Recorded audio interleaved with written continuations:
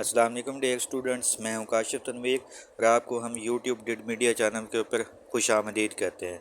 आज हम एक नए और हॉट और ज़बरदस्त टॉपिक के साथ हाज़िर हुए हैं और टॉपिक है पार्टीशन ऑफ बंगाल, कि बंगाल की तकसीम कैसे हुई।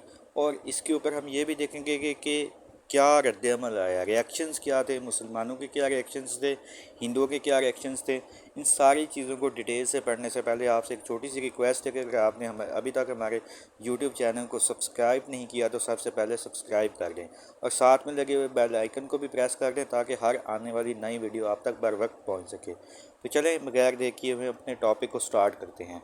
तो जो थी पार्टीशन ऑफ बंगाल, इसको स्टार्ट करने से पहले हम इसके पर्पसेस देख लेते हैं कि ये जो थी पार्टीशन क्यों हुई, इसके मकासद क्या थे बेसिकली। तो एडमिनिस्ट्रेशन के लिहाज से अगर बात की जाए तो बंगाल क्योंकि एक बहुत बड़ा सूबा था, इतना बड़ा सूबे को निज़ाम को चलाना ब्रिटिशर्स के लिए बहुत ज़्यादा डिफ़िकल्ट हो रहा था। तो जिसकी वजह से क्या हो रहा था कि यहाँ पर तरक्की नहीं हो पा रही थी। तो अगर हम बंगाल की बात की जाए तो बंगाल पहले मुसलमानों के कंट्रोल में था। तो 1757 की ये जो बैटल ऑफ प्लासी होती है जिसके अंदर ये होता बंगाल मुसलमानों से छिन जाता है और ये ब्रिटिश कंट्रोल के अंदर आ जाता है।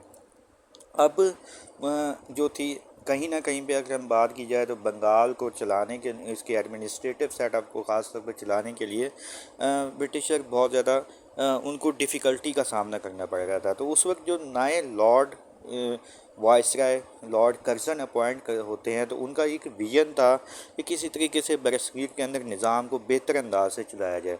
तो वो निज़ाम को बेहतर अंदाज से चलाने के लिए क्या करते हैं कि सबसे पहले उनका एक विज़न ये होता है कि वो पूरे बरसगीर का क्या किया जाता है, चक्कर लगाते हैं। पूरे बरसगीर का चक्कर लगाने का उनका मकसद क्या होता है, उनका मकसद ये होता है कि बरसगीर के अंदर कौन कौन सी प्रॉब्लम्स हैं, उन प्रॉब्लम्स को ना सिर्फ आइडेंटिफाई किया जाए बल्कि उन प्रॉब्लम्स को सॉल्व भी किया जा सके। तो इसके लिए वो देखते हैं कि वो घूम घुमा कर आखिरकार बंगाल का जो कैपिटल सिटी होता है कलकत्ता के अंदर आ जाते हैं। और यहाँ पर वो उनको इस बात को बहुत जल्द वो रियलाइज़ कर लेते हैं कि अगर हमने इन फ्यूचर बंगाल को तरक्की करते हुए देखना है तो बंगाल को दो मुख्तलिफ सूबों के अंदर डिवाइड करना होगा।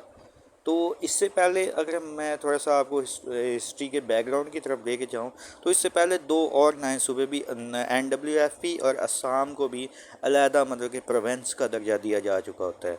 और मैं साथ में आपको ये बात भी बताता चलूँ कि जब इन दोनों सूबों को प्रोविंस का दर्जा दिया जाता है तो किसी किस्म का कोई एजिटेशन ना कोई स्ट्राइक होती है किसी किस्म का, बल्कि बड़े पीसफुल अंदाज से ये जो थी मामला को सॉल्व कर लिया जाता है।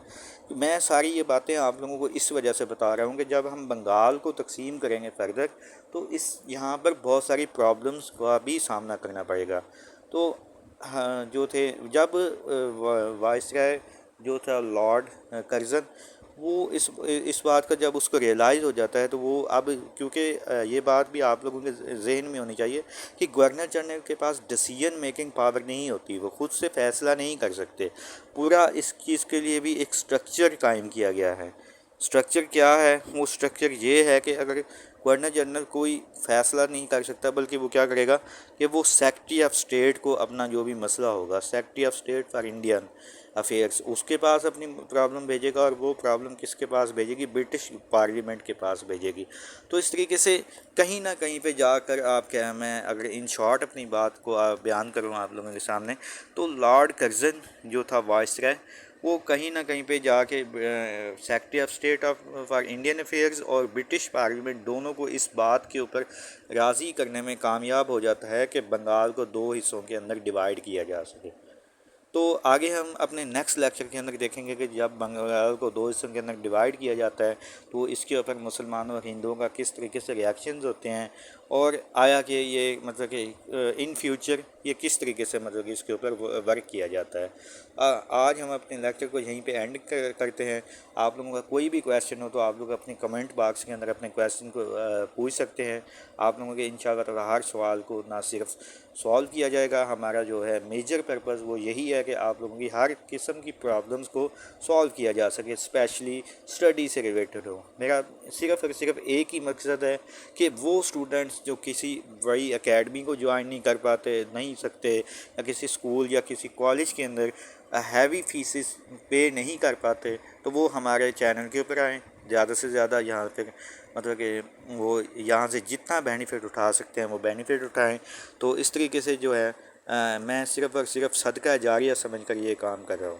تو اللہ تعالیٰ آپ لوگوں کا حامی ناصر ہو۔ ہم اپنے لیکچر کو یہیں بیان رکھتے ہیں، دعاؤں میں یاد رکھے گا۔ اوکے جی، جزاک اللہ، اللہ حافظ۔